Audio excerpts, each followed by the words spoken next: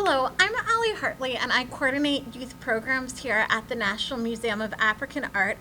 Today, I'm pleased to introduce the artist Marcus Neustetter, a South African artist who in 2015 was the winner of the World Technology Award and, most importantly, the winner of a Smithsonian Artist Research Fellowship here at the National Museum of African Art and also in partnership with the National Air and Space Museum. So today I have three students from the Teen Ambassador program. I have Taylor Sanders, Zola Kennedy, and Nick Stewart. And they've been doing some research on Marcus's work and put together some really great questions that we're going to ask him as part of an interview today. So to give a background on Marcus's work as an artist, he's an artist and cultural activist who focuses his practice on the intersections of art, science, and technology. He has produced numerous cross-disciplinary projects in the gallery as well as in the public and virtual domain. And his work, Chasing Light, was in the African Cosmos show at this museum a few years ago. And as for the course of his fellowship, Marcus is working here at the African Art Museum and also at the Air and Space Museum. And to sort of lay the land about what you've been doing here, Marcus, can you tell us a little bit about your research that Sure. you've been doing over the past, what is it, a month and a half? 2 months. 2 now, months. yeah. So first of all, thank you for having me here. I'm looking forward to your questions. And thank you for organizing this. The fellowship that I've been pursuing for a long time actually has been to look at the African Art Collection and the Air and Space Collection and seeing where there's similarities in how we as artists and as scientists talk about the future in some form or another. So scientists going out and exploring deep space and using the imagination to go wild in terms of what the science fiction of today is, or the science fiction of tomorrow, I guess. And similarly, explorers on the African continent that came into Africa painting or drawing the Niger River so many different times until they never got it right. Yeah, or trying to imagine what the spaces out there were. So looking at the historical artifacts that are out there that give us evidence of how we present the imaginary. But that's where it started, and it's led into 1,000 other avenues. I've looked at interesting relationships with some exhibitions that are up at the moment. I've been looking at the Asian art kind of collection and trying to figure out similarities and differences. I've been finding things at the Air and Space Museum that I never thought I would find, which are old planetarium paintings. They're basically artists, before they created 3D renderings, they painted planetarium landscapes and scenes by hand, which then got digitized and projected onto the dome, onto the planetarium. And so there are these finds that I haven't made them, but someone presented them to me. They aren't quite archived yet. And I had a chance to film them as if this was a real landscape of Mars that were drawn 50 years ago. And so I'm finding totally different inspirations at the moment that I'm working with, but it's been a very exciting and inspiring 2 months. And what will you be doing with this? Is this part of a dissertation for you, or do you think it'll make its way back into? Yeah, there's two sides of it. The one is that there are things that I'm planning to come back with. So because I work over a longer period of time with many kind of contexts, and one of the contexts being North America, because I find it quite interesting. Doesn't matter. One of the contexts being here, and the networks that I've got here. I can see some of this work manifesting maybe even in this museum, maybe in the Air and Space Museum, and the conversations are leading towards that at the moment. But I've actually got a big exhibition in Johannesburg in June 2016, so I've only got 6 months to get that ready. It's slightly terrifying, but the reality is that the content that I've grasped here and some of the stories that I've pulled from here are definitely going to inform the drawings on that show. And so there's going to be a really physical manifestation of the work in 2016. And then in kind of really in the long term, there's currently conversations now that I know will only realize in 10 years. So that's what happens. The nature of that's museum the nature of, and art. Well, it's the nature of being an artist that shelves everything somewhere in one's brain. And if you know my storerooms and my studio, you'll know that I've got stuff there from 20 years ago that are now coming to the fore. So I know this is going to take a long time, but it is part of, I guess, a larger dissertation in my mind of how I come to understand my own world and my own context, and how reflecting back on South Africa from this very privileged position, I guess, and looking at the collection here where it doesn't naturally sit here, it's just being housed here, makes me think a lot about how it should be housed where I am, or where it should be, and how I reflect on that as an artist. So seeing myself from a distance is quite an important thing. So coming here, where you hopefully celebrate my work, is just as important as making the work back home. And so that distance relationship is quite an important one. So it's part of that. It's part of perspective and how we see ourselves. Yeah, and I think one of the things that we think a lot about here are museums and display and how we display things, and I think that becomes part of the conversation. Yeah. And what's inside the museum, what's outside the museum. Yeah. Yes, yeah. Okay. So, begin. As an artist, do you prefer collaborative projects or working alone? What do you think are some benefits or drawbacks in each style of working? I'll answer that in a very specific way. I presume you enjoy speaking to me, and I enjoy speaking to you, or you enjoy speaking to someone, having dialogue, whether it's per SMS or if it's in person. If you just shout out something and nothing comes back, it kind of feels meaningless. It's like talking to a wall. And so I feel very similarly as an artist. I feel that a collaborative process is usually a way of me getting feedback straight away, or bounce back of the idea. So by having a conversation is a question and answer, another question, then a comment. And so you build the content in that conversation. And only far along in the conversation does it really manifest as something meaningful for you, or for both of you. And so I prefer the collaborative process, and I'd like to think about my audience being part of that collaboration too. So collaboration can be two artists dealing with something, or an artist and a scientist, or two random people having a conversation. And sometimes that other random person isn't an artist or a scientist, but it actually is an audience member. And I quite like that sometimes my work, or as an artist, leave it open-ended enough that you as an audience person can respond or ask another question back at me.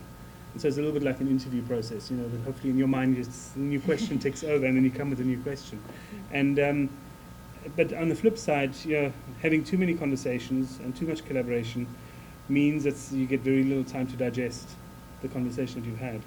And you need solo quiet time to gather your thoughts, to organize your mind, and somehow to get a sense of making sense of your world before you try and share it with everyone else. So you can make sense of your own world by looking at others and their perspectives on your world, but sometimes just to hide away in a studio, make something, contemplate that, show it or don't show it, it doesn't matter, but have that quiet time is also very valuable. So I enjoy the collaborative process, but sometimes I really do need an escape from that and to bury myself in a studio or in an office or in a computer and just not have a conversation with anyone. So I'd say they're equal parts, but in terms of my practice generally, if I look at my cross-section of my practice, it really is the conversation part that's more important to me than the solo practice. The solo practice happens in between conversations. Yeah. One of the things that I think a lot about as a program coordinator here and building collaborative programs is that sometimes you have these really great meetings and you have these really great conversations, and then they don't go somewhere, or you embark on a collaboration and you realize midway through that maybe the collaborating partner and you as the person who initiated the collaboration have different goals or different outcomes in mind. How do you deal with that in the artistic process? Well, I guess you don't know if you're in the process and you're not open-minded enough to allow it to guide you. Right. Then you're not really collaborating. Right. Then you're trying to direct. And I think that failure, or that call it failure is maybe a wrong word, but that learning curve of someone not responding or something going wrong or someone actually thinking what you're doing is bad or it's a bad idea, and is part of it. And if the person that you're collaborating with or the group or whatever that you're working with doesn't acknowledge that that's part of the process, then you shouldn't start it. Right. From the outset, you should say, this interview could go horribly wrong. So let's just be in it to try and make it go right. And I think that is part of it, is that you have an open mind to saying, well, this is an experiment. If it fails, it fails. And that's so difficult when you're working alone. Because when you're working alone, you can make those decisions. You can tear up that drawing that you did and no one will ever see it and remains with you. And you made that decision by yourself. But if you have to tear up the drawing that you've made together, it means that it might be valuable to someone else, and you have to assess whether what you did is actually a good thing or a bad thing, or whether the collaborations made it better or made it worse. And I think that is essentially part of, I guess, why we should be making art. We make art not only to communicate with ourselves and make sense of the world for ourselves, but to push it out there and have it be received. And if the receiving part kind of doesn't allow it to be received because they don't like it, then that's not saying that you're wrong, but it just means that you need to think about how you publish it. And, so I mean, in terms of the programming, it's very complex because the amount of people that you program for all have diverse perspectives and ideas and concepts, and you can't control that. And I think definitely as a program, a few weeks ago we held our a teen takeover at the museum, and it certainly was a learning experience for everybody. It was the first time we had done an event of that, and I think I mean, I can't speak for you guys, but I feel like there were so many moving parts, so we all had to have a lot of trust in our other teen ambassadors, and just definitely. There was a trust in some of the outside organizations that we were working with, and I hope for you guys it was a really great learning experience about the collaborative process. Oh, what was the event? What happened? What was the... Wait, what do you mean? Well, what happened generally, as in, what did you do? The event was called Go Beyond What You See, and it was to change youth perspectives on African art.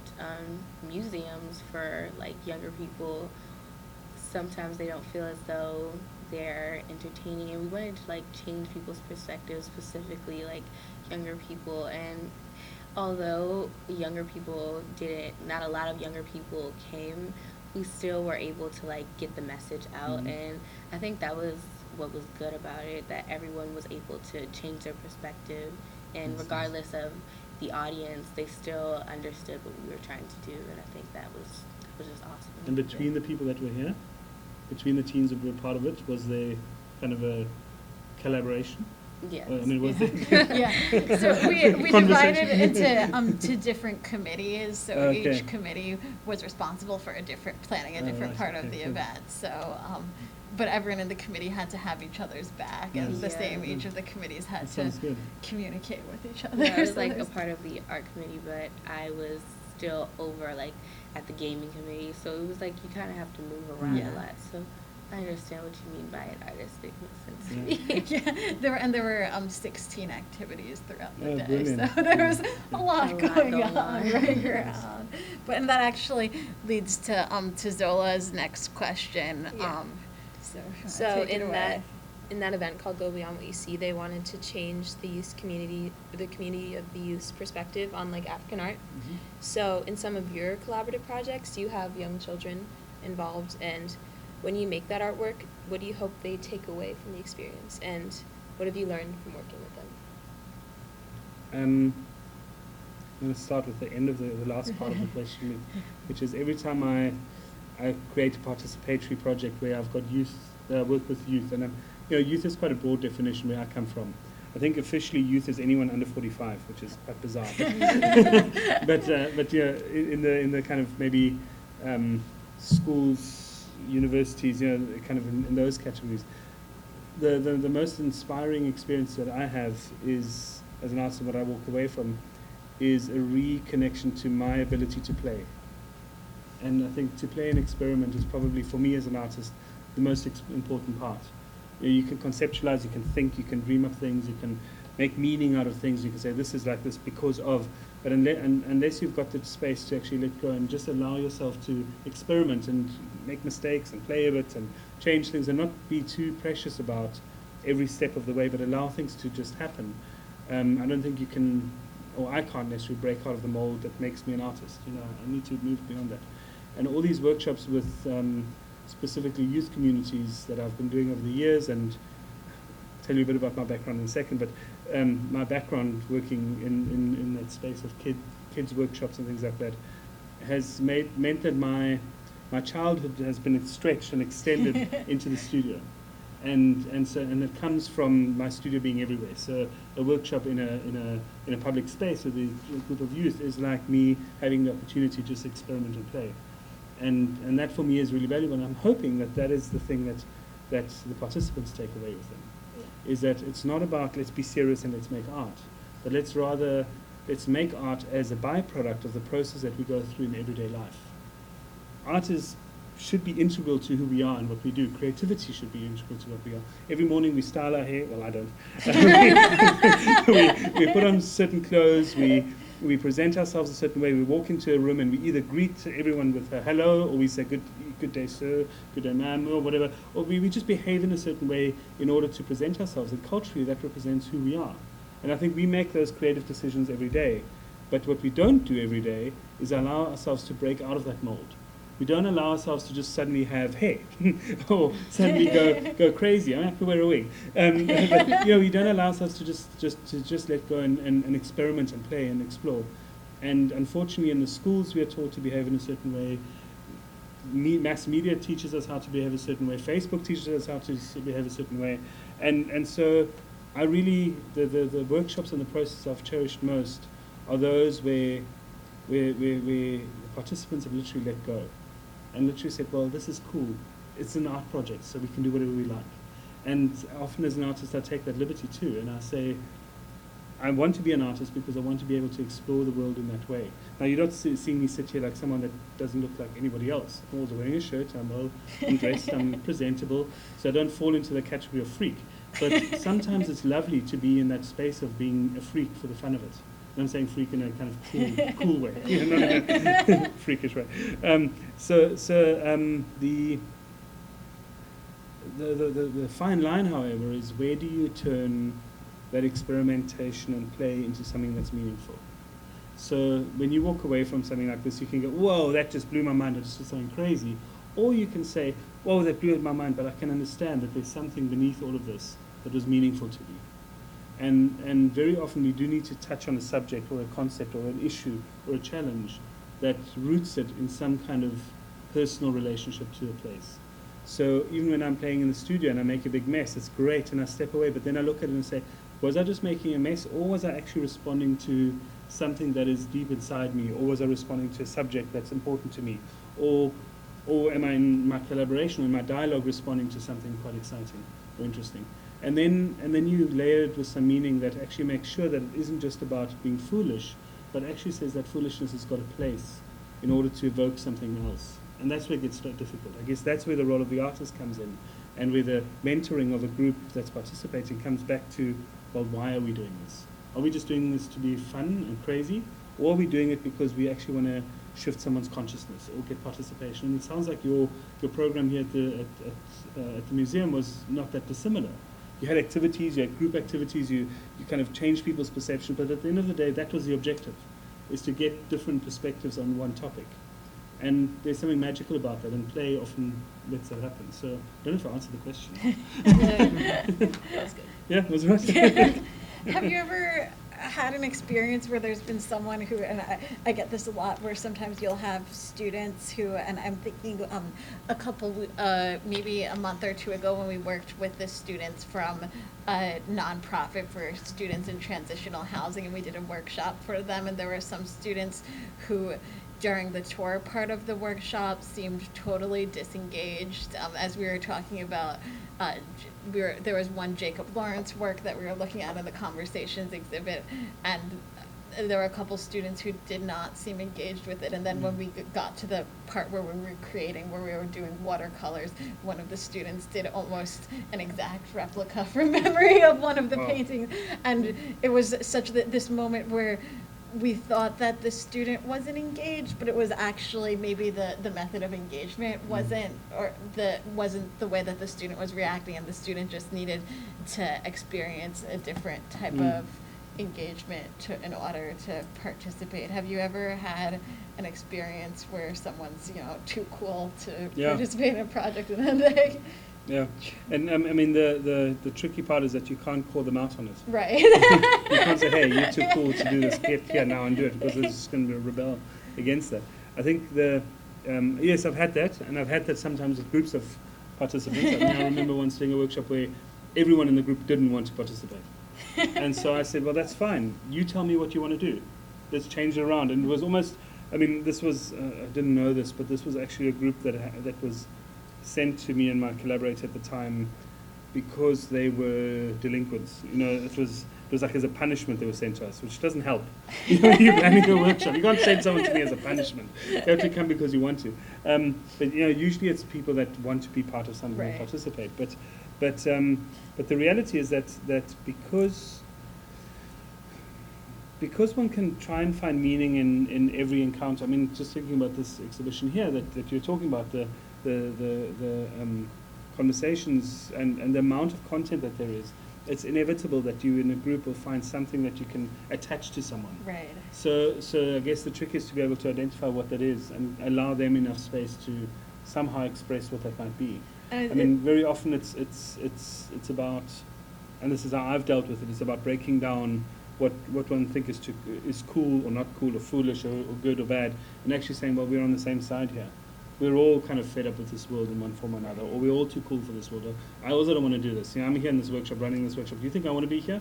With a bunch of kids who don't want to be here. But you know what I really want to do? Come, let me show you what I really want to do. And then they go, hey, wait a minute, that's not so bad. We also want to do that. And you know, so it's about trying to shift the way that you perceive that experience to be. Because I think our biggest concern today is that we have so many preconceived ideas of what something is. So you say the word art, you know, this thing. You say Africa, you know, another thing. You say artist doing a workshop, another thing. And so now suddenly you have to deal with all of these preconceived things. And how do you take these preconceived notions and weave something new in there that no one expected?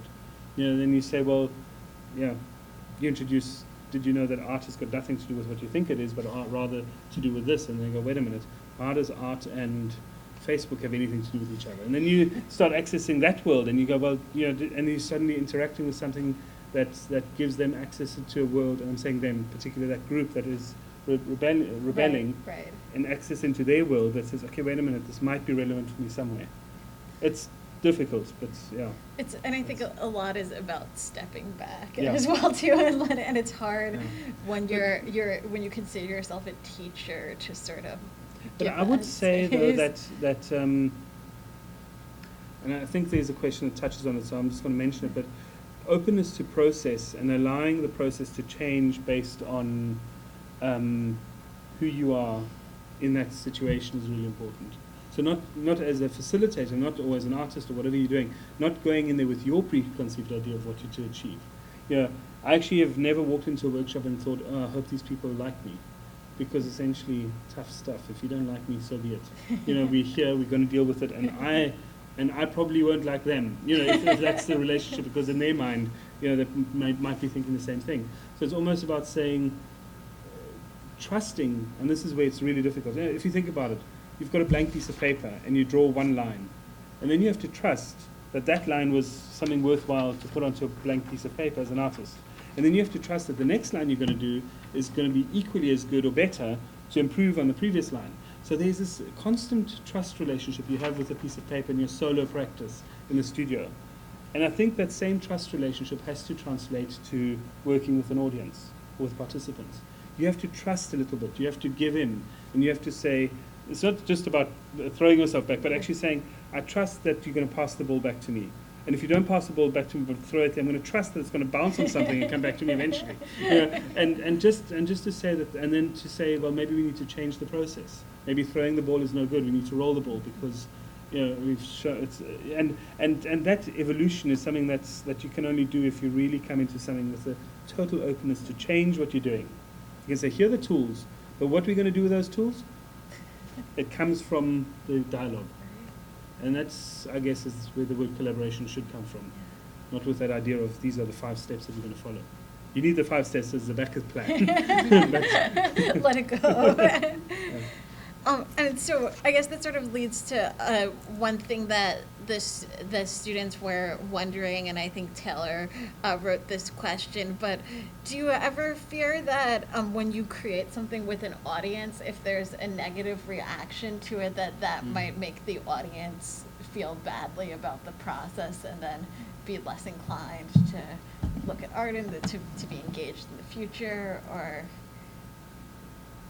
that the Yeah, I mean, I think was a previous point of allowing kind of a feedback relationship, Right. or kind of, not feedback's the wrong word, but allowing the process to evolve based on the, is that you will change the next step that you're going to take. It's like in a conversation, you know, if you don't want to talk about the subject, you're going to change the subject, and then for me to get back to that subject, I have to first go that route and eventually try and find a way of getting back to the original subject. And I think that I'm not too worried about whether people are going to like what I have to say or not, because I think one needs to have an opinion just like everyone has an opinion. Right. I mean, you all have opinions. You probably have opinions about me right now, which I might not like. But I have to deal with that reality. You know, I might be talking too much, I might be saying nonsense. But I need to, you know, to a certain point, I need to hope that by the end of this conversation, and at the moment it feels more like a monologue, I'm sorry, but it is an interview. By the end of this conversation, you will have had enough processing and reflecting to happen that you might walk away from here saying, actually, that was a valuable experience for me. Whether it's going to lead me to like art or like Marcus, it doesn't actually matter. I mean, in the big scheme of things, it doesn't actually matter, because at the end of the day, it's about you knowing that you've gained something valuable. In 10 years from now, or 5 years from now, or 2 weeks from now, something, you'll go, wait a minute, I remember this thing that was said, or I remember this feeling that I had when he spoke to me in the following way, or I remember this thing, and that will hopefully be the hook. It's like we all have experience when we're kids that we might remember that force us to be artists today, you know, somehow. You know, I picked up a pencil, or I watched someone make something, or someone said something to me. And these things only inform us many years later, and we remember these moments. And I hope that in the process of these workshops and these exchanges, that all I do is I plant the seed. I've got no intention of changing your mind about something. I just hope that I can get a moment where I can plant a seed and step away, so that at some point you'll then turn around and say, wait a minute, that kind of art process was quite cool. So when I go into the museum and I look at art, maybe I should think about the experience that I had rather than what I don't understand. You know, and make those connections, which is what's so important. Yeah.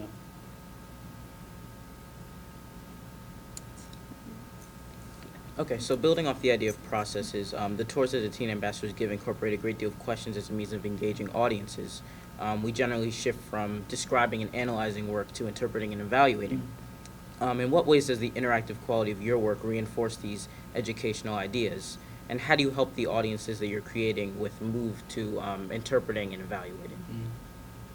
It's difficult to move to the interpretive and evaluate, kind of giving value, let's call it that, to something. I'll answer it with an example. So a group of youth in a small town in the Karoo, which is in the central part of South Africa, kind of a semi-desert, live and work in a little town, and in that town there's a museum, and the museum doesn't speak about their cultural heritage. There's a coloured community, coloured being a definition to a group of people that aren't in the spectrum black or white. I mean, it's a strange classification, but it's come from somewhere, it's still being used.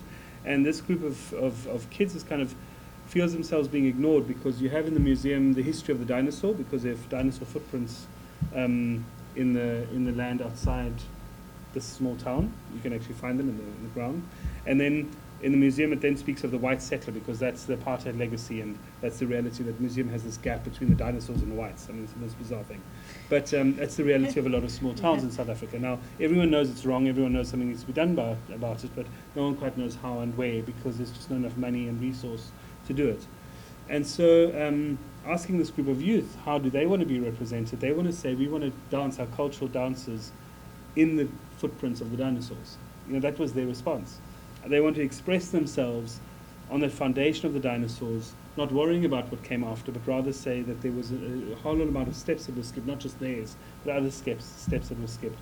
And so their way of expressing themselves was literally to draw a big dinosaur footprint and to dance in it with one of their more traditional kind of cultural dances that they were doing. And all that I did is attach lights to their bodies and allow them to draw the footprints with light outside the museum and have them perform. So as they were dancing, their traditional dances inside this, it's not really a traditional dance, it's a contemporary version of a traditional dance. Dancing inside this dinosaur footprint, I took a photograph. and then I presented it back to them, and I said, this is the image that you've created based on how you want to be represented in this gap, you know. And for me, that was the kind of the hook for them to then layer on top of it their interpretation. You know, all that I really did in that whole journey was give them a set of tools, give them a set of to listen, to give them tools, to make a few creative suggestions. You know, I mean, let's do it outside the museum. Kind of political. let's think about capturing your dance in a single image and not in a video, because no one watches video to the same extent. Let's make one powerful image. And so there are some things that I suggested that I knew would lead towards an outcome. But at the end of the day, the people that I participated with looked at this and had a response to it, and saw the picture and said, okay, there's me, there's a relationship to this thing. Now, if you've gone through that process, and you understand that an art object is born through that journey because you've been part of that process, your ability to evaluate it and make sense, or evaluate another artwork and make sense of another artwork that looks similar, I'm just saying from a look point, aesthetic point of view, but from a journey point of view, makes it so much easier for you to make sense of it and say, okay, wait a minute, it's not just about the surface of the image and the three things that I see in the picture, but it's actually, there's something behind it, and I was part of something. Look, this is what I was part of. So when I look at that picture, I can start to make a more meaningful connection to that work of art. And essentially, I don't know if this group of youth will ever have the chance of working into a museum like this. It's the reality.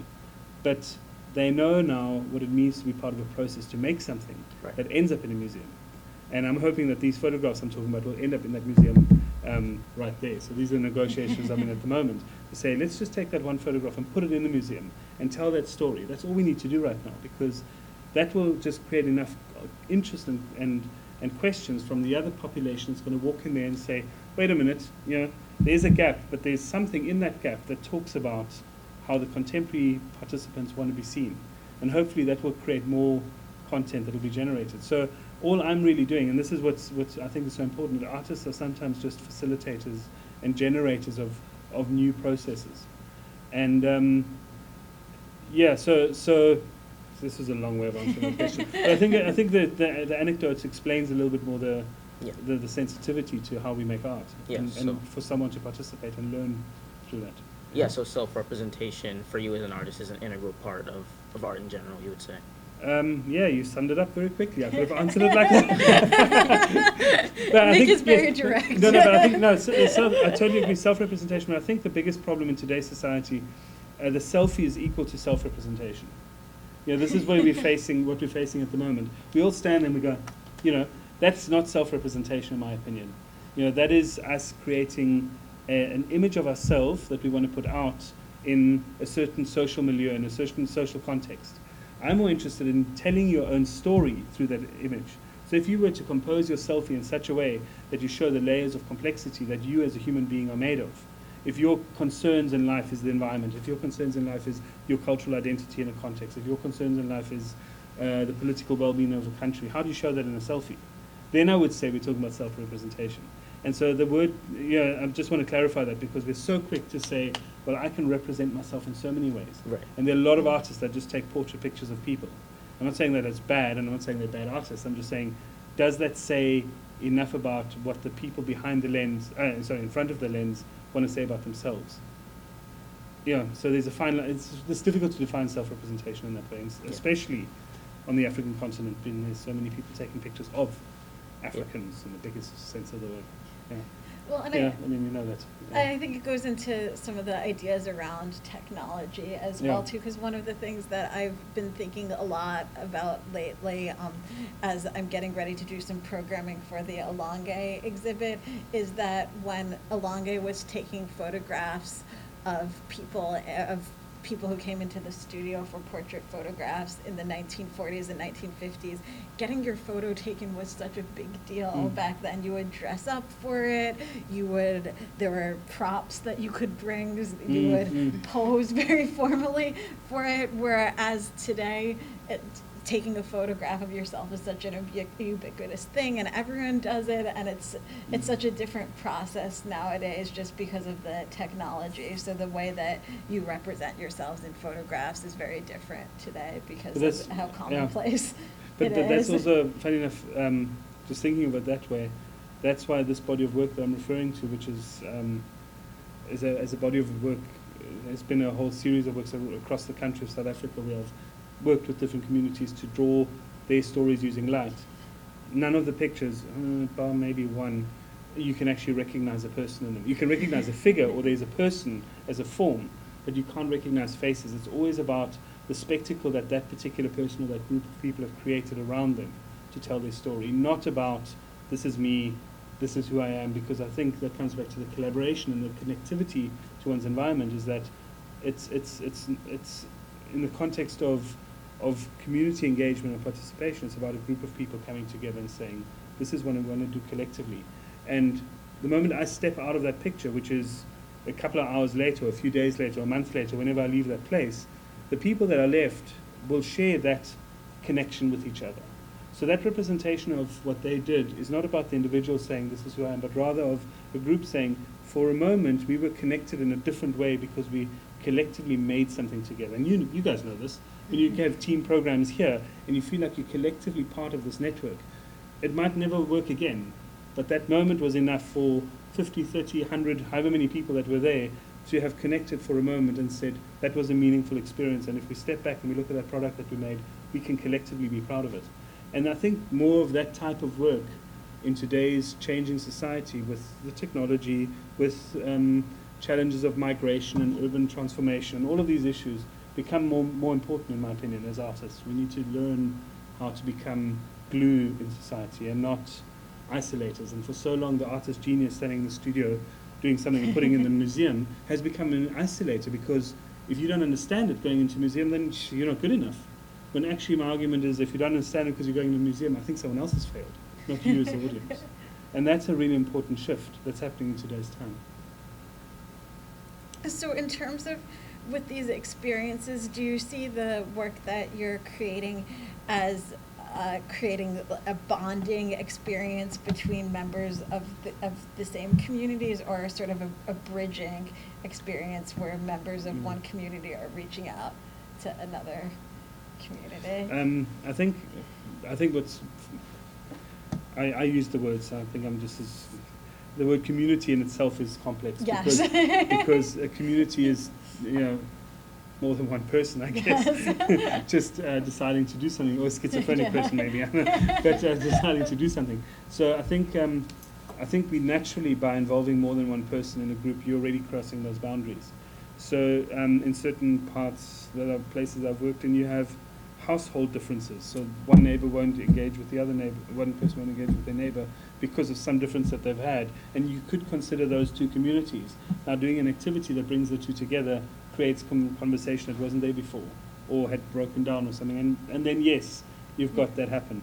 When you're talking in a more political point of view in terms of I guess, maybe in racial differences or gender differences, yes, I've done work like that, but I've never wanted my work to be about that particular act of connecting communities for the sake of getting conversation going. I mean, there's one project that I did with,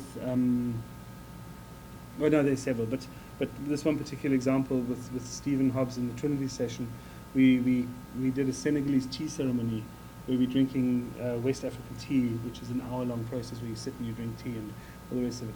And while drinking tea, you get to know your neighbors, you get to know the people that you're sitting with. Like our conversation now, you're getting to know me a little bit better, but imagine I'm now making tea and we're having tea together. It would be great. But that relationship is what basically for me, and the way I understand the people in Dakar that have welcomed me so many times have presented me with their culture and I've presented them with my stories, is by having tea together and sitting for an hour. So in Johannesburg, in one of the most dangerous parts of Johannesburg, in Hillbrow, there's a large Senegalese community, and we decided to make tea of us, the Senegalese community, which is this immigrant community, to sit on the side of the road, and we provided them with the tools and the facilities to sit and make tea for an afternoon and invite people to come and join them to drink tea. And so on the one side of me, I had a South African who's living kind of a young, hip black guy who's like in the city of Joburg again because he feels like he can come back, but he's been there, and he's like, you know, these immigrants, I've never really dealt with them. I've been here for the last few years, but I've never interacted with them. And on the other side, you've got the Senegalese man who says, I've lived here for 10 years, I've never made tea for a South African. And suddenly they're talking to each other. So in that case, you can say, yes, there was a conscious act to say that this activity brings people that wouldn't talk to each other for whatever reason to speak to each other. But the intention in the beginning was just to make a welcoming act for whoever wanted to come together. If that person had never come, well, the gesture was still there. The activity was, the spectacle of drinking tea in the middle of a hillbrow was still there. And it just is a byproduct of the process. It's part of that openness, you know, you've got to accept it. I mean, when we did it in north of Paris, and it's so relevant now because of the Paris attacks, when we did it in the north of Paris, it was amazing because you had the Senegalese guy making tea in the 18th district, and suddenly the Mauritanian guy came and argued with him about how he's making tea, and then the Moroccan woman came and said, no, my tea is better. And so there was this argument by the immigrant communities about which tea is better and why it's better and how it's better. And this was happening in public space where you're not allowed to celebrate your cultural heritage in public space, you know, in France. Yeah. And so for us it was a really interesting cross-section also of things that we didn't expect. We expected the French police to arrest us. But actually what happened is there was a conversation between the immigrant communities kind of arguing about who makes better tea and why it's different. And it was lovely. It was, anyway, yeah. Well, and if you were a person walking by who maybe grouped all immigrant communities as one, you know, as the immigrant community rather than immigrant communities, that would be a really eye-opening experience for you. Well, funny enough, the French people that sat down and enjoyed the tea were then asked which one they think is better. Became competitive. I think that really leads really well into it really sort of answers Taylor's next question. It answers it. Well, I'm trying to figure out a way because you kind of answered it. I guess the question that you didn't really answer was, what ways can art be used to release social tensions?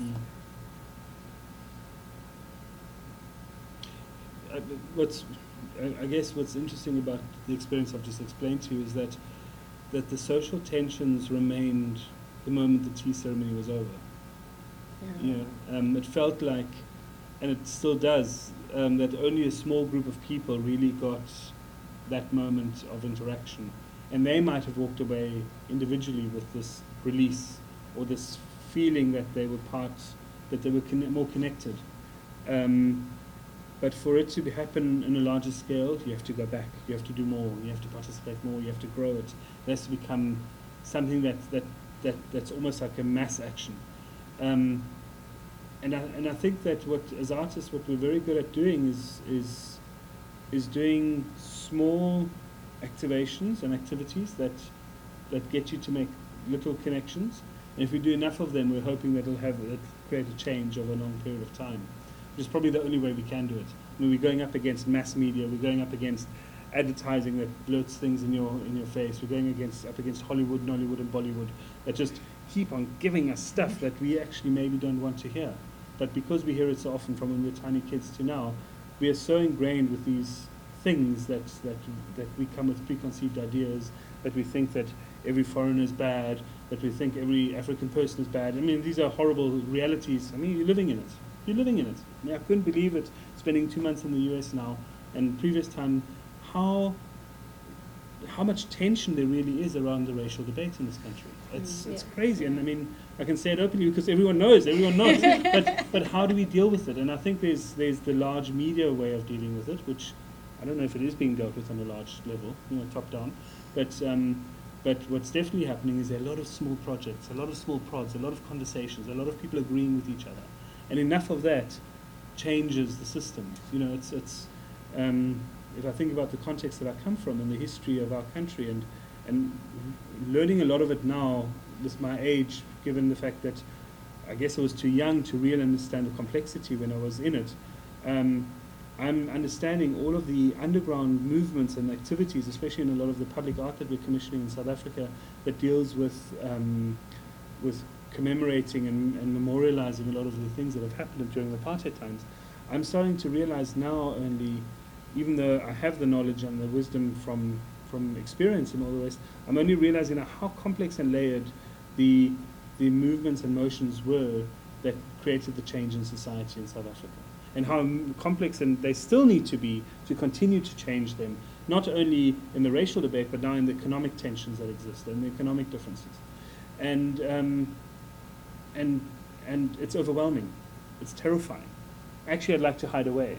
Actually, I'd like to come and sit in my little office here in the museum for another few years, and then come up and then say, "Oh, it's all solved." Because essentially, that's kind of the instinct response. We are all terrified of the realities that are around us because it's such a. I mean, never mind all of that stuff. If you think about the environmental crisis that we're facing, we're all paralyzed by the realities. And sometimes a little action, a little stir, a little nudging, a little conversation, a little argument, a little tea drinking can help you just step back and say, for that moment, everything was okay. For that moment, I had a conversation about an issue that I've never spoken about. For that moment, I've had an opportunity to meet someone that I was actually afraid of. For that moment, I walked down the street that I've never walked down before because I was always told that this is a dangerous neighborhood. And for me, it's that moment that, for you personally, just creates a whole new person. And that's what I seek as an artist. I want to walk down that street. I want to speak to the guy that could be attacking me, because I want to understand that. And as an artist, that's what a lot of this work is about. Another anecdote, maybe. I don't know how long this tape is running for. Is it okay if I answer with another anecdote? Yeah. So in 2004, you might have picked this up on one of my talks, and maybe worth speaking about it for this sake. Stephen and I were photographing some places in Hillbrow, which is this dangerous neighborhood, and then it was particularly tricky being there, especially as a white South African. It's all foreign Africans, and it's all black in the sense that it's kind of a response to the apartheid time. It's people moving in, taking ownership. Buildings are hijacked.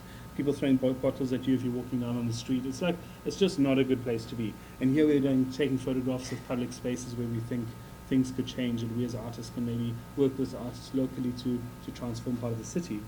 And a Senegalese man walks up to us, or I think he was Senegalese, at least he spoke French, and he looked Senegalese, and he said to me, "This is a dangerous neighborhood, be careful with your camera." And now, French is not one of our languages we speak in South Africa. We've got 11 languages. French is not one of them. And he treated me like a tourist in my own city. And today still, I often feel like a tourist. I walk through the CBD of Johannesburg where I live, and I guess I'm the only white guy around, or not only, but it's just like I'm the odd one out. And so people go, "Hey, where are you from?" My wife often gets called Miss Hollywood. It's like, "Hey, Hollywood, where are you from?" And it's like, there's this conceived idea that you can't be South African if you, obviously, in a certain way. And so we were being treated as a tourist. And what I realized is that when I tried to speak back to this person in French, because I know a bit of French, he kind of didn't want to communicate more, because I said to him, "I'm not a tourist, I live here." "Where are you from?" And he was like, "Oh," and he walked away. A few years later, Steve and I were invited to Dakar to do a project there. And we didn't know what we were going to do. Why do we go to Dakar? Why do we go to Senegal? So we asked the Senegalese immigrants living in Hillbrow to draw us maps of Dakar. And they drew us these abstract lines and drawings that made absolutely no sense. And they first thought we were totally nuts. They didn't know who we were and what we were doing. But we found a large group of people, and we went to Dakar. We navigated the city of Dakar only using their maps. No other maps, no Google Earth, no Lonely Planet, none of that shit.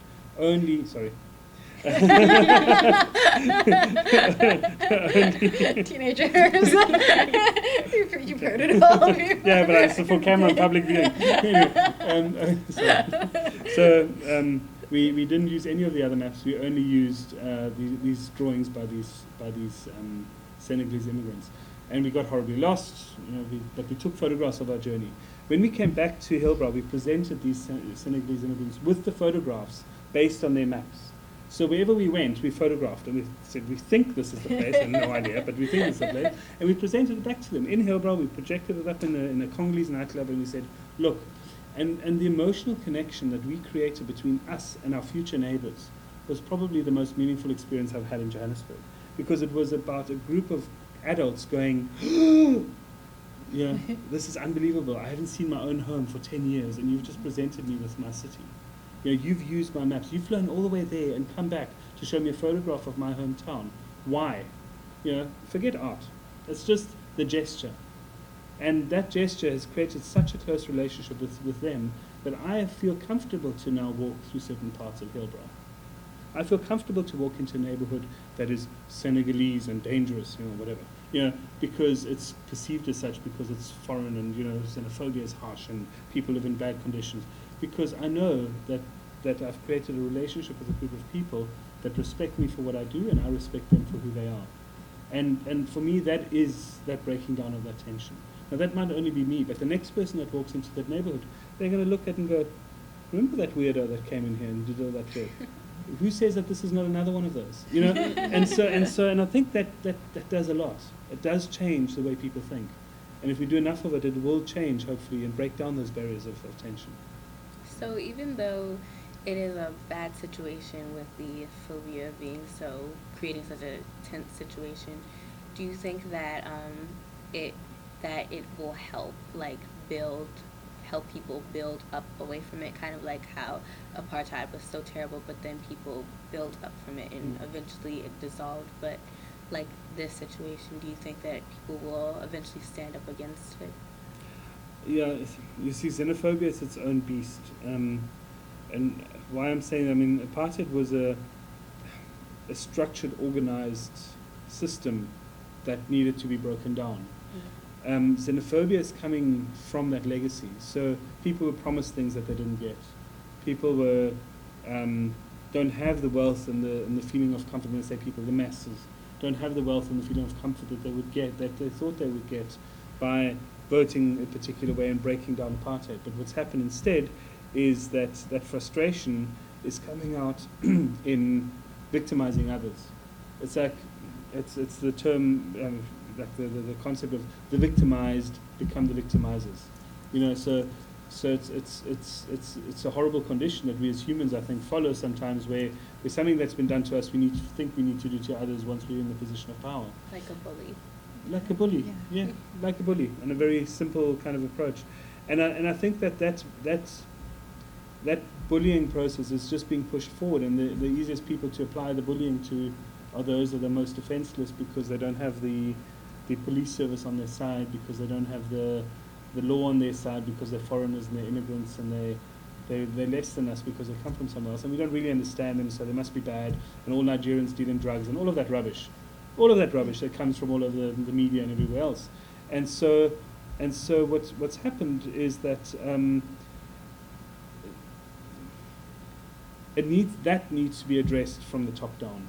You know, that really needs to be addressed from how the countries run, how things are integrated. I mean, for so long, South Africa's borders were closed. South Africans were welcomed to these foreign countries during the apartheid times, for people to live in exile, to be trained in other countries, and then to be brought back to South Africa to fight the battles, or fight the battles from there. And then post the so-called democracy, well, it's not so, it is a democracy, but post the democracy and the changeover, now suddenly they're not welcome anymore. That is the big question. You can't just close the borders off and say, thank you very much for your help. Now we'll turn our backs on you. So there's a very complex situation that our politicians find themselves in. But essentially, I think if people weren't feeling as desperate as they are now, they wouldn't be reacting the way they're reacting. And so I do think, on the one hand, I think as artists we can do what we can to address the problem and fight the battle. And you're right, a lot of this action can create a better relationship. But at the end of the day, for that relationship to change, I mean, the mob is the mob. You know, once the mob gets in its mind that they're going to burn people on the street and torch people's shops and do what they did during these many xenophobic attacks, specifically two that happened 8 years apart, you go, this is a big problem. This isn't, you know, and that's where I feel as an artist I sometimes can't do enough. And where I do ask myself the question, am I being effective enough in what I'm doing, or should I be taking my role a bit more seriously in terms of changing the world? But then, you know, I can only work within the medium that I understand. But who knows? I think artists around the world are changing their mediums to be much more about being activists and social change makers of some sort. it's difficult. It's how do you define it, and then how do you compare it to an artist that makes a picture and puts it on the wall? You know, it's a complex Value judgment value there. judgment. Yeah. It's a good question and a very complex one to answer, but I think I tried. Yeah, you answered very good. But another question that I have: do you see yourself creating more projects like the Trinity Sessions in the future? Well, the Trinity Session is a project that has been going for 15 years, and it's a collaboration between Stephen and I. It started off with a few other artists, and it came exactly out of a response to the issues at hand, where we said there's not enough resources for the arts. How do we, as a collective, start making a change? And that change is about finding new currencies, new agencies, new initiatives for the arts to really flourish.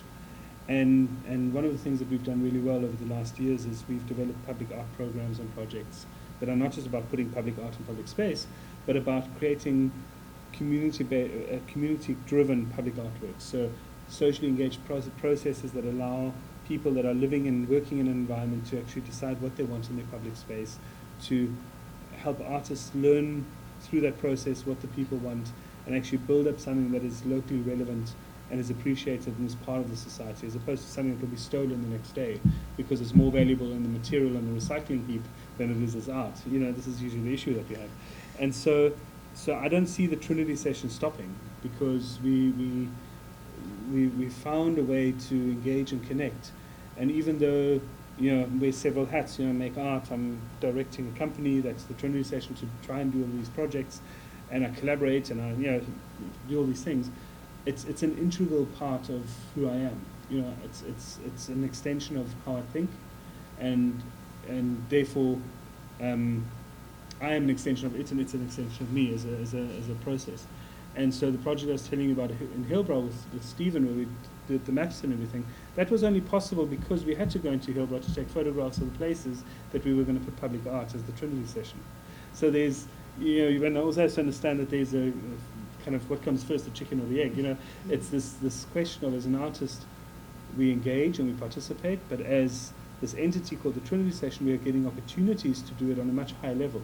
So we've worked with politicians, we've worked with city managers, we've worked with development agencies to try and help them develop new policies for public art that will connect to more people, communicate good things to more people, and give more artists opportunities, which means there's a win-win all around.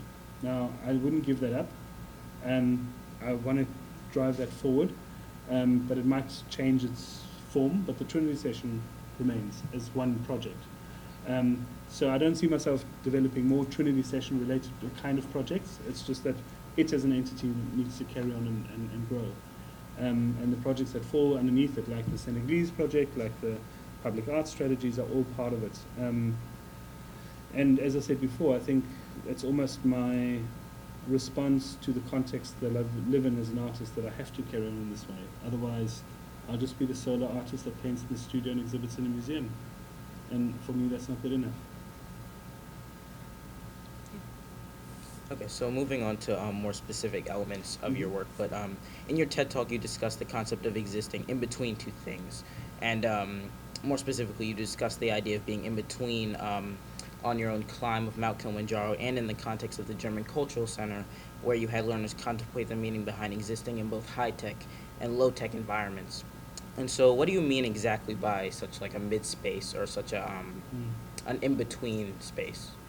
So a little bit like what we've discussed up till now, this idea of being in a studio and being in public space and kind of connecting with people, or being separate from people in this.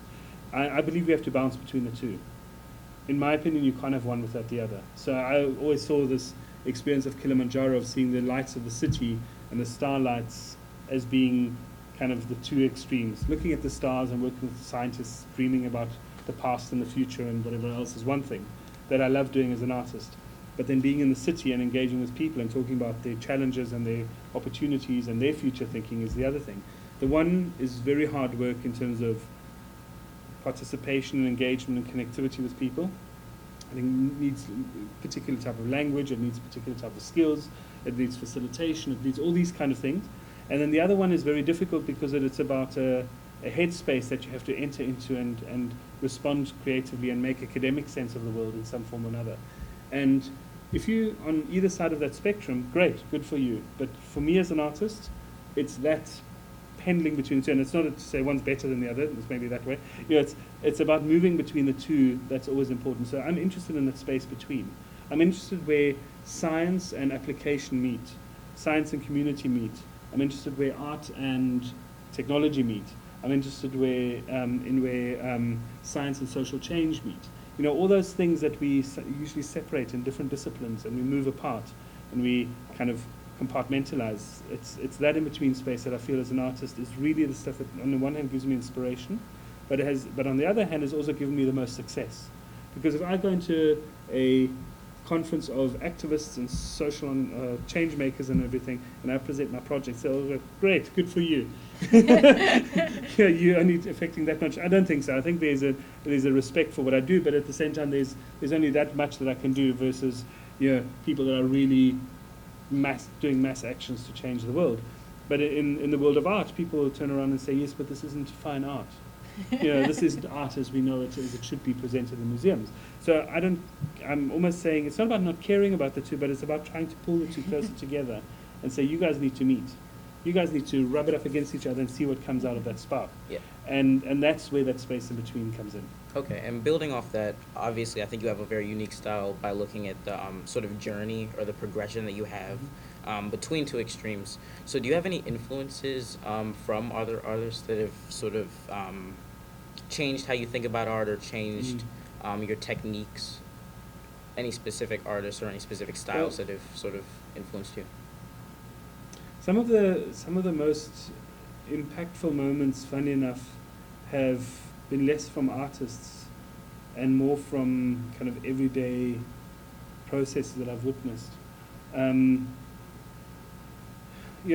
Understanding that someone that's illiterate can send me a text message to ask me to call him is for me the most mind-blowing idea.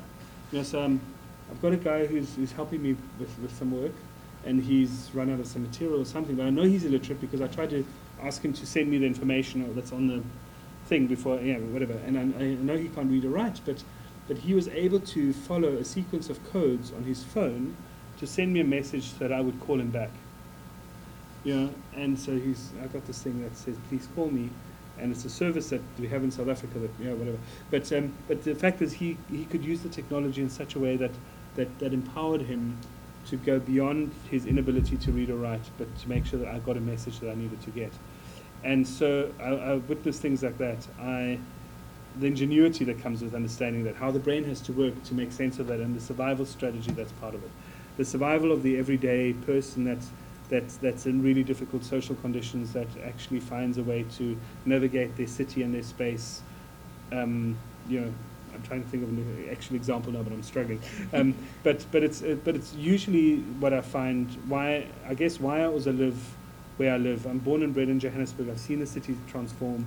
I've been part of a transforming community, and I've witnessed a lot of ingenious ways of changing one's own living conditions and spaces, and that's where I've drawn most of my inspiration. I enjoy art. I'm inspired by artists, but I haven't seen as much of a kind of merging of the worlds as I would have liked to. And a lot of the electronic art scene, and where artists work with technologists and scientists, and you see these wonderful things come out, and blue bunnies and this and that. You go, that's amazing. That's kind of these disciplines talking to each other. But it hasn't for me yet. And I'm sure they're out there, and maybe right now I just can't think of the right example. But I can't say that there was that one artist that I'm following or copying or feel is pushing me. But rather a multitude of small experiences in all the places that I've been. And usually those places that have inspired me are the places in the most difficult of conditions, because that's maybe where ingenuity and survival strategy takes over to come up with things that I wouldn't have thought of. And for me, that's where my two worlds meet, the kind of everyday and the purely imaginative and inventive.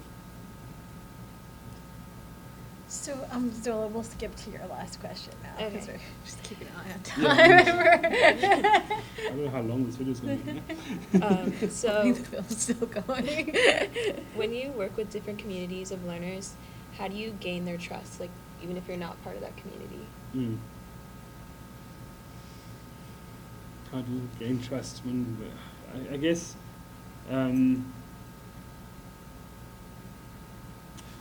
a project that I've been doing with Bronwyn Lace in Sutherland has taken 6 years to really create trust. So time is one thing. Time and commitment and dedication to a process is, I guess, one, or showing that commitment and dedication to a process is one way of getting people to understand that you're not just here for the fun of it and quickly making something happen or making a quick buck or whatever it is, but that actually that there's a genuine interest in their lives or their condition or that subject that you're interested in. Now you can't always do that. I mean, it's a luxury to be able to do that on some projects I've had the fortunate opportunity to. On others, it's I guess, to gain trust is to help identify or to identify quite quickly in a context what their challenges are and acknowledge the challenges that are part of that community. So to not try to jump around, it's difficult. In some communities you can't just go in and say, this is the challenge. You have to be invited to be able to get to that point. In other communities you can walk in and say outright, this is what I've observed, is it true? And then and then you step back and you just have the conversation going. And the fact that you instigated the conversation very often just creates a sense of, okay, there's a reciprocity there. There's a response and call and response there that helps people just understand that you're not there to tell them how it is. And usually trust isn't afforded to someone that comes with a solution, but rather it comes with a problem. So when you come with a question rather than with a solution, it often creates that first hook to say, okay, wait, we can ask this question together. I guess the other way of creating a sense of trust is to not necessarily define, again, it depends. Some communities you have to say exactly who you are and why you're there. In other places, say, this is who I am. I'm a human being. This is what I've experienced in my life. And this is what I'd like to experience, why I'm here to experience this with you. And then there's a acceptance or a rejection, and you need to deal with that, whichever one comes. But very rarely do I go in and say, I'm an artist, I'm going to come and do a project with you. Because it's such a confusing thing to say I'm an artist. I mean, someone that doesn't know anything about art, or not even that, even people that know things about art, if you say, I'm an artist, the first thing is, do you sculpt or do you paint? And so it's almost like you want to break that down and you want to say, I'm coming to you not as the person with solutions, I'm coming to you as a mysterious person, but at the same time, this is who I am as a human. And you kind of go down to the basics and say, for example, this is a group of a woman around a table, and I'm a man entering that group. I acknowledge my difference. This is who I am. This is the challenge that I've had as a man within this kind of community, and do you have a solution for me? This is how I feel. And then suddenly, by opening that up, it doesn't mean that everyone trusts each other and you're one big team to go ahead, but at least creates a little bit more of a conversation. And with that conversation, it gets deeper and deeper. And for very short stints of time, if you literally have like an hour or half an hour and you have to create some kind of trust and dialogue, like if we'd not come into an interview setting, but rather into a participatory thing, we would have just had fun. And that having fun kind of taps into our basic need to just sometimes escape some kind of reality. But within that, very quickly I'll be able to say, do you know that actually this is what I'm dealing with? There's suddenly that trust that comes out because you've been able to let go and be foolish and kind of just, do that. And so in the Sutherland project, the 6-year project, it took us 3 years of working with the youth. When I say youth, literally kids from like 3 to 14 before they became gang members, to fly kites, to build installations in public space, to develop things in this really desolated and kind of remote part of South Africa, and just to activate things with beauty and to get people to look up and go, wow, the night sky is beautiful, and that's why there's telescopes here, and we can fly kites to look up. And I think that one day we had like 60 kites flying through the sky. You just imagine this kind of spectacle and fabric on the floor, and everyone loved it. The kids were participating, 200 kids all making stuff and flying things. And I kind of felt like I was like daycare center because our kids were just coming from everywhere, and I was like, okay, am I an artist? What am I doing here? But it's 3 years of that type of activity. Obviously, there was other things, but at one point, Bronwyn stood back, and she was standing there, and this old lady said to her, you know, this is very beautiful. Do you know the land behind these kites? I've got a story to tell you about that land. This is where we were forcibly removed from. You never told many people this, not outsiders, but we want to share it with you because you're making these beautiful things. And the trust was gained, you know. And so it was about not even dealing with their subject, but just allowing things to happen that were beautiful, that were spectacular, that were fun, that were engaging, and that hit the core of that community, and that is our youth are lost in this place. They're hopeless in this place. We as the old people, we've lived our lives. We're sorry for our youths. We don't know where this youth community is going to go. We don't know how to help them. You've given us one example. Thank you. Now let us share something with you. You know, it was a give and take.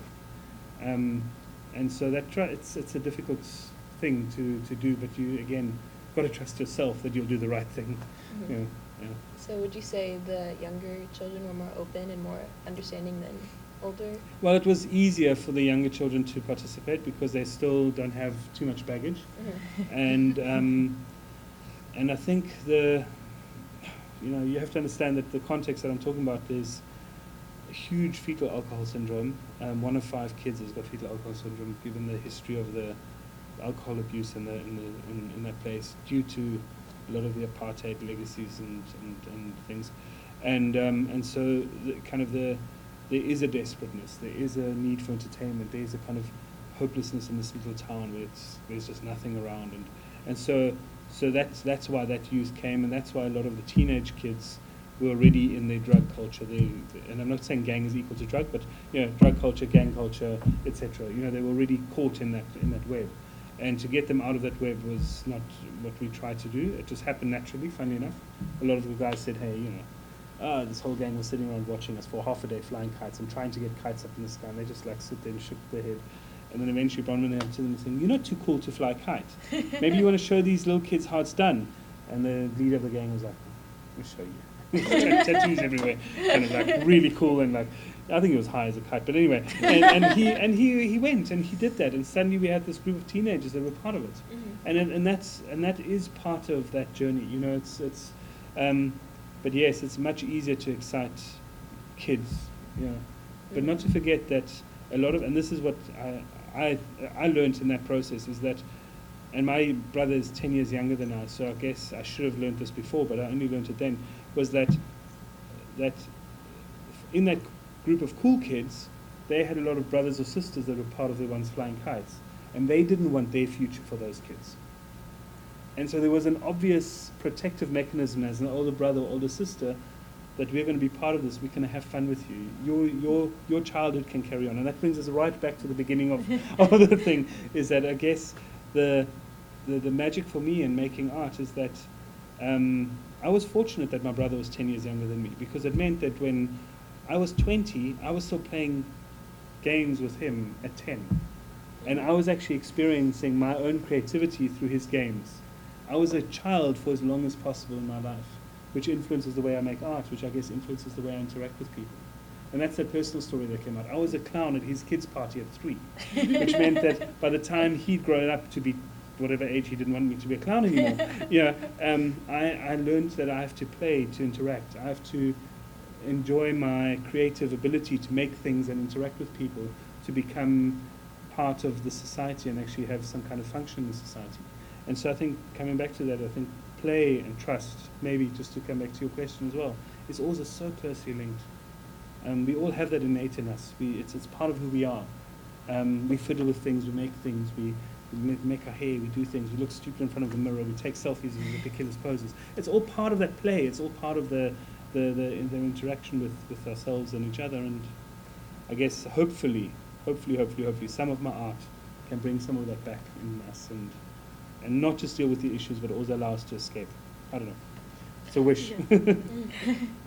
Well, does anyone have any other questions? Because I think that was a really great, thinking about like the idea of play and youth, and talking to some of our youth. It was a really great idea. Answer all my Take questions. away. Got it?